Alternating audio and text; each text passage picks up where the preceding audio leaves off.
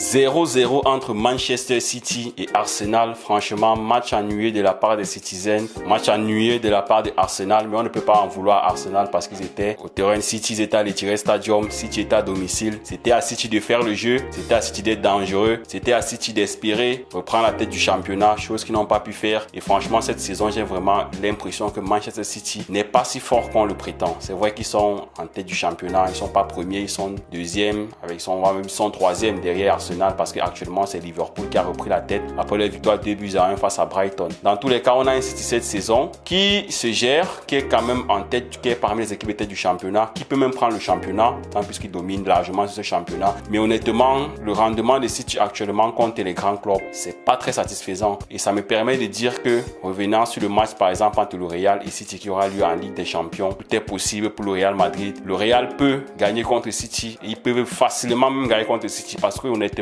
j'ai bien observé les dernières rencontres de City contre les gros et franchement, c'est pas flamboyant. Le seul match où ils ont été un peu plus déterminés, c'était le match contre Manchester United où ils ont gagné largement. Mais après Manchester United actuellement, c'est un peu en dessous des autres quand tu penses à des équipes comme Chelsea, Arsenal et Liverpool qui jouent un peu plus bien. Honnêtement, United, c'est un peu en dessous des autres dans les gros matchs. Dans tous les cas, on a un City qui ne se gère pas, on a un Haaland qui n'est pas décisif, qui ne revient pas au top niveau et franchement, City aura beaucoup de mal à remporter le championnat et pourquoi pas même encore espérer même faire le doublé en Ligue des Champions avec l'équipe qu'ils ont là, avec des joueurs qui sont pas décisifs, avec un Erling Haaland qui n'est pas décisif, avec Kevin De Bruyne qui n'est pas au top. Franchement, Rodri, Walcott et tout, ça ne se gère pas. Honnêtement, Manchester City va devoir élever le niveau, il va falloir qu'ils se ressaisissent. Franchement, parce que contre les gros, c'est vraiment nul de chez nul. Honnêtement, ce match était ennuyeux. C'est quand même étonnant de voir un match de Manchester City sans presque d'occasion. À part peut-être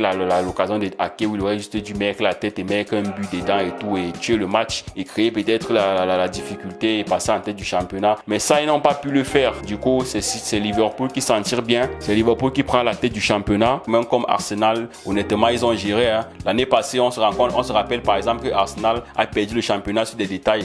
Quand je dis détails, c'est des matchs contre les gros où les gars n'arrivaient pas à gagner. On avait Arsenal qui avait du mal contre Chelsea. On avait Arsenal qui avait du mal contre City, qui perdait même. Ils avaient Arsenal qui se fait taper par Liverpool. Pourtant, Liverpool n'était pas très en forme l'année passée. C'est dire qu'on avait Arsenal l'année passée qui n'était pas bon dans les gros matchs. Et ça les a fait perdre beaucoup de points, sans compter les points qu'ils ont eu à perdre aussi contre des équipes moyennes en championnat et tout. Du coup, ils n'ont pas pu prendre le championnat. Pourtant, ils avaient très bien commencé le championnat l'année passée. Cette année, quand même, on voit un Arsenal qui se bat contre les gros, qui gagne contre les gros et qui accroche les gros. Déjà parce que arrêter City à l'Etihad Stadium, réussi à faire 0-0 à l'Etihad Stadium. Quand on connaît à quel point ces joueurs de Manchester City ne sont pas des enfants de cœur, ce sont des bêtes sauvages. Eux, quand ils viennent jouer sur le stade, c'est pour vous mettre au travail. C'est pas du jeu. Franchement, gagner à l'Etihad Stadium ou faire un à l'Etihad Stadium, il faut avoir le cardio parce que Guardiola, son équipe et son public, c'est pas du jeu. C'est une équipe très solide. C'est l'équipe qui domine actuellement la première ligue. C'est le meilleur club du monde actuellement. Donc, dans tous les cas, la famille, honnêtement, moi, je vais dire que c'est une bonne affaire que Arsenal a fait. C'est vrai qu'on a vu Arsenal timide. On a vu les Bukayo Saka qui défendaient. On a vu presque tous les joueurs d'Arsenal qui défendaient. Ils ont essayé de jouer quelques coups. Mais bon,